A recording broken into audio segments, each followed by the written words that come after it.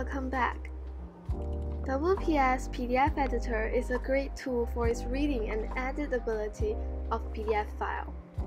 And today we're gonna focus on the editing side specifically and talk about how to add annotation for better interpretation.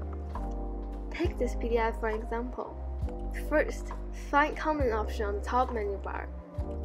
Click Note Mode on the far left. Now that we have access to the WPS Note mode, in which we are able to edit content or add comments. For example, you can select the content on this PDF file. Choose the option Edit Text to edit content of the chosen area. Or you can either highlight, underline this selection of words as well. For highlighting or underlining the content, you are also able to add annotation on the right side of the interface.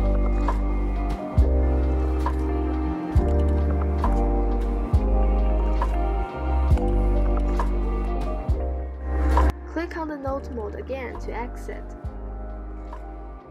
And that's it for today's WPS tutorial. Please subscribe, and you can also leave comments down below for ideas that you might like to see in Wpsoffice in the future. Thank you, bye